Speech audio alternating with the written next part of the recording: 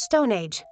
The Stone Age is divided into three periods: the Paleolithic, the Mesolithic, and the Neolithic. The Paleolithic is the oldest and longest one out of the three, and it's the first one to have seen the Homo habilis, the first true human species. The Homo habilis were able to craft primitive tools such as chipped stones with a sharp edge, and they were also able to build basic shelters. After the Homo habilis, the Homo erectus appeared, which was the first one to learn to control fire for cooking and defense against large beasts and the cold. Homo erectus was able to walk from Africa into Europe and Asia, making it the first intercontinental human species. He also improved his tool crafting skills, making him able to hunt larger beasts using spears. He often used animals' fur to protect himself from the cold, and he started building huts. After Homo erectus, the Neanderthals appeared, which were the most commonly found extinct human species. They were the first ones to make tools out of bones instead of stones, and they started wearing clothes and making ornaments. They even buried the dead with flowers. Even though they were very advanced, they went extinct, and they were replaced by modern humans, the Homo sapiens. The Homo sapiens is the only remaining human species, as all of the other ones went extinct. So you and I are Homo sapiens. The Paleolithic people formed tribes and used shelters just for the night, since they were still nomadic. During the Mesolithic period, some humans started building camps around rivers, which made them more sedentary. The bow and arrow was invented, being the first long-range weapon, and the refining of tool crafting skills made it possible to craft tools for fishing and boats. The Neolithic period ended the hunter-gatherer lifestyle completely, as they discovered agriculture and developed numerous farming tools. Cattle breeding also began, and sheep, goats, and pigs were domesticated. All of these discoveries caused humans to stay in the same places for longer periods of time, thus enabling them to create villages. Pottery, basketry, weaving, and the wheel appeared. The Stone Age lasted so long that it represents 99% of humans' history.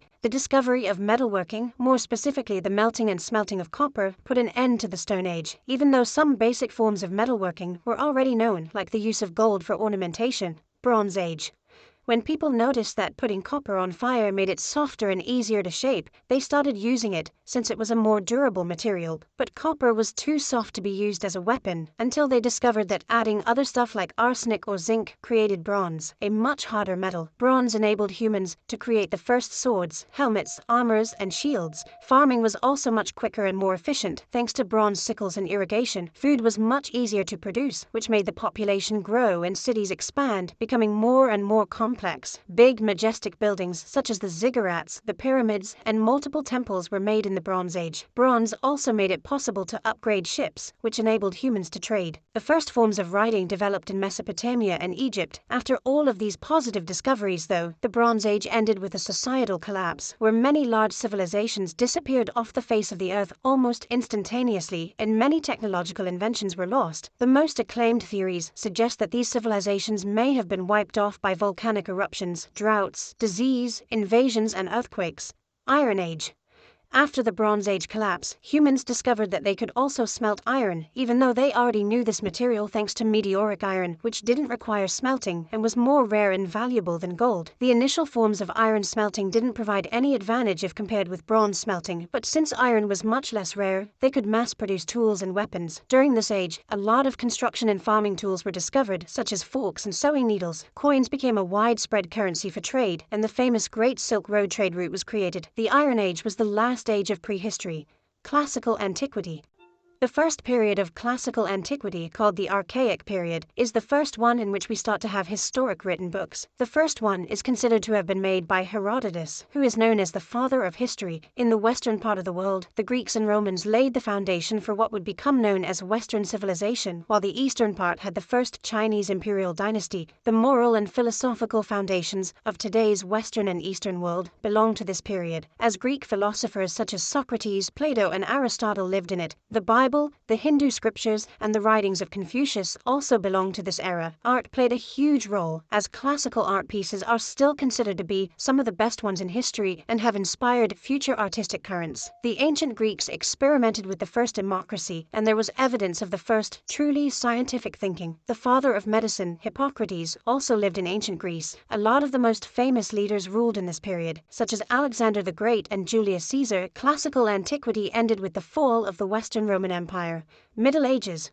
The Middle Ages are divided into three parts: the Early Middle Ages, the High Middle Ages, and the Late Middle Ages. The Early Middle Ages, also called the Dark Ages, represent the period after the fall of the Western Roman Empire, which had a great economic, intellectual, and cultural decline. Some also use the term Dark Ages because of the scarcity of records regarding this period. In this era, central states in Europe started losing their power, and Islam began emerging. The High Middle Ages were characterized by feudalism, which was a societal system where one party granted property, typically land, to the other in return for services, mostly of military nature, that the recipient, or vassal, had to render to the grantor, or lord. The Catholic Church also started militarizing after clashes with other powers, and the schism with the Eastern Church, which became the Orthodox Eastern Church, and they conducted the Crusades. The state power started to rebuild its legitimacy and strength, and the famous Gothic architecture style emerged. The late Middle Ages started with some pretty negative events, with the Little Ice Age, which caused the Great Famine, the 100 Years' War between France and England, and the Black Death, which killed 1/3 of Europe's population. It wasn't all bad though. The printing press was invented, enabling the creation of mass-produced newsletters, which however had a big problem. There wasn't a good enough variety of sources to get an idea of what the objective facts about news were. We do have more variety nowadays, but because using multiple sources is a timely and costly process, many prefer to get their news from one source, resulting in a biased and filtered vision. That's why Ground News, which is actually today's sponsor, gives a solution to this problem. You can get a 40% discount on their Vantage plan using my link ground.news/TPE, or by scanning the QR code on screen with your phone's camera, enabling you to see the story from different sources and the political bias for each source based on ratings from 3 independent news monitoring organizations. For example, we're able to see that the total number of articles published on this story about the Egyptian pyramids construction's mystery is 100. We can compare the headlines from different sources and see who owns each publication, like this article, which is written by a source owned by the Turkish government. We can also see how reliable a source's reporting practices are based on ratings from the 3 independent news monitoring organizations, so we can see that this source has mixed factuality, and we can also compare all the different sources by comparing headlines and directly reading all the sources. They also have a blind spot feed, which enables you to see news stories that have little or no reporting by one side of the political spectrum that you might have missed, and the My News Bias page, which lets you get insight into your reading habits to see where you're getting your news from and if you have blind spots. I really think what they're doing is important, and I encourage you to check them out. If you go to ground.news/TPE, you'll get 40% off of their Vantage plan, which includes unlimited access to every feature. Your subscription will not only help this channel, you'll also be supporting an independent platform working to make the media landscape more transparent. Thanks again, Ground News, for sponsoring today's video. But going back to the Middle Ages, European exploration for new trade routes started, which eventually led to the Age of Discovery. Also, West Africa had several major empires, including the Mali Empire with Mansa Musa, who is the richest person that ever lived, while Asia saw the rise of the Mongol Empire with Genghis Khan. Modern Age. The early period of the Modern Age was characterized by the most important cultural and scientific changes, such as humanism, which is the philosophical focus on humans, their agency, and their potential. The Renaissance started flourishing, with the goal of reviving classical antiquities values and surpassing its achievements. The Renaissance, especially the Italian Renaissance, is arguably the period with the most famous and impactful artists, scientists, and philosophers in history, with figures like Da Vinci, Michelangelo, Machiavelli, Donatello, Botticelli, Galileo Galilei, Shakespeare, Caravaggio, Christopher Columbus, etc. After the Renaissance, Protestantism started with Martin Luther and his 95 Theses. The scientific revolution also happened, where the basis for modern science has been laid thanks to the works of figures like Isaac Newton, Copernicus, and Descartes. After the scientific revolution, the Age of Enlightenment came, which was an intellectual and philosophical movement that featured a range of social ideas centered on the value of knowledge learned by way of rationalism and political ideals such as natural law, liberty and progress, toleration